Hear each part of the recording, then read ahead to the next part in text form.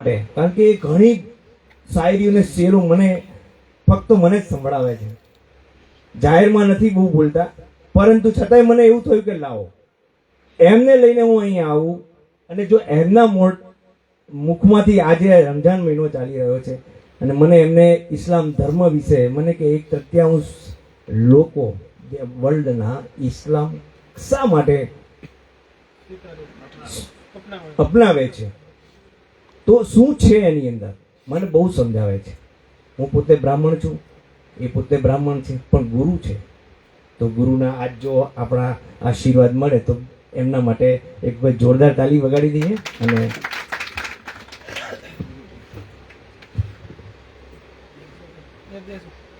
આપ સૌએ મને આમંત્રિત કર્યો, આપ બધાનો હું આભારી છું.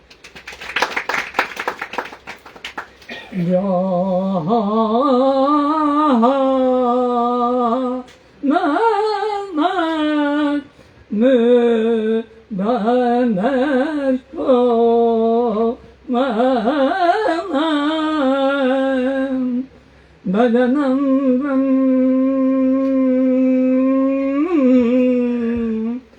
વિભુ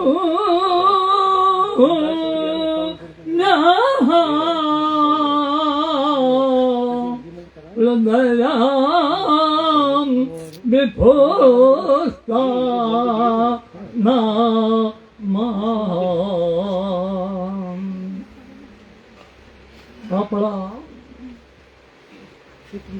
ભારતમાં વર્લ્ડમાં ઘણા મહાત્માઓ સંતો થઈ ગયા, ઘણા કલાકારો, આર્ટિસ્ટ, સૂફી સંતો, પણ જે વાણી સૂફી સંતે આપણને આપી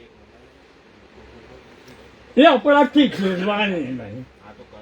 જેટલા મહાન પુરુષો આવ્યા બધા હેરાન થયા.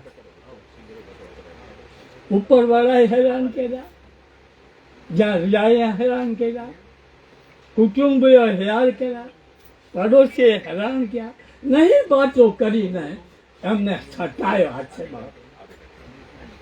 સત્ય હોય જીવનમાં તો સંગ થાય, સત્ય ન હોય તો સંગ થાય નહીં. રામ આવ્યા, આપણે એને ભગવાન માની લીધા.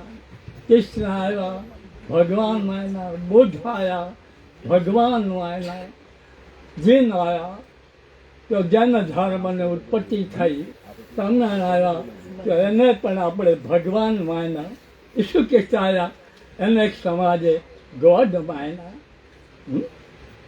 અને મોહમ્મદ પૈગંબર આવ્યા, એને આપણે ખુદા માન્યો. જો બિના તનો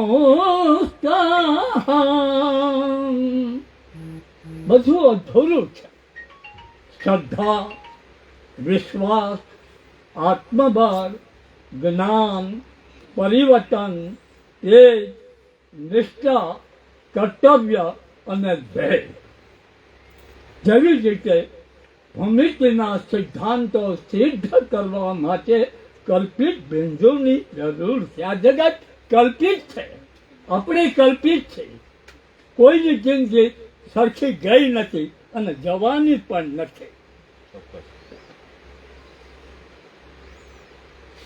એક મેજ હોય, એમાં એક રૂપિયો મૂકી દો, એક નાનું લોહ ચુંબક મૂકી દે તો રૂપિયો એને ચોચે. એને જોયું હે ત્યાં તો લાવ હે વિચારે. તો રામે આવી ગયા, મહાત્માઓ આવી ગયા અને લખાણો પર ખૂબ લેખા, પણ હકીકત આપણે સમજી ન શક્યા. બોલવું છે કંઈ બોલાતું નથી, જવું છે ક્યાંક તો જવાતું નથી, કંઈ કરવું છે પણ કંઈ થતું નથી. હા, કંઈ ખાવું છે તો ખવાતું નથી. કેમ સત્યથી બીવે છે મને નહીં સમજણ પડી. હું ગિરનારમાં પણ રહ્યો, હિમાલયમાં રહ્યો, બહુ દુઃખી થઈ ગયો. जिंदगी में रोशनी छाई में कितने गम मुझे सताए। हाँ? गम से जो गम ठुकरा गया तो गम को क्या मिला, और नैना से जो नैना मिल गई तो नैना को क्या मिला। खुदा को बुद्धा को बधाए આપણને સારું આપ્યું, બહુ સરસ આપ્યું છે. યોગમાં લખ્યું છે કે જમણી બાજુ જ્ઞાન, બુદ્ધિ, દર્જા, શીલ, રૂપ અને સંસ્કાર છે, તો ડાબી બાજુ કામ, ક્રોધ, મદ, મોહ, લોભ અને મચ્છર છે. આ જે વચમાં છે એ શક્તિ છે, જે ડિવાઇન પાવર આપણને આપે, અને મસ્તક ઉપર આજ્ઞા ચક્ર છે. કંઈક બને તો પહેલા ક્યાં ખબર પડે? મગજ બને. જો ભાગવત લઈએ, રામાયણ લઈએ, એમાં પણ બધું આપણને બહુ સમાજ સૂચના માટે આપ્યું છે કે માં કેવી હોવી જોઈએ, ગુરુ કેવા હોવા જોઈએ, સંત કેવા હોવા જોઈએ. પણ આજે તો ભાત ભાતના સંતો છે, ભાત ભાતના ગુરુઓ છે, મહંતો છે. જેટલા મહાન પુરુષો બહુ દુઃખી.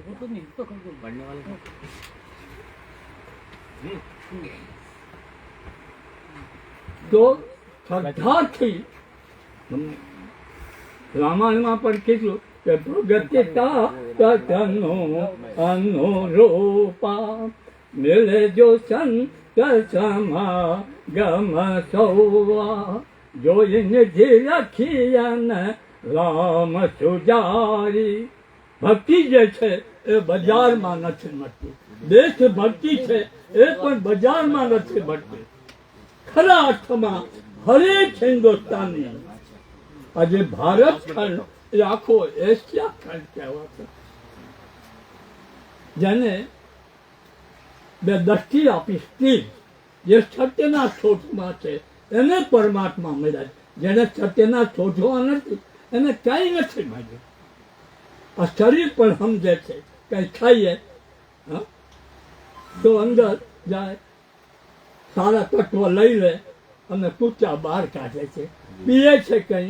આ શરીર સમજે છે પણ મનુષ્ય સમજતો નથી. ભાત ભાતની સરજો સંગીત છે. શા એટલે છે, રે એટલે નથી, ગ એટલે ગયો. હે માનવી, જો માને તો તું બધા તારા છે, કોઈ પરાયું નથી. એક જ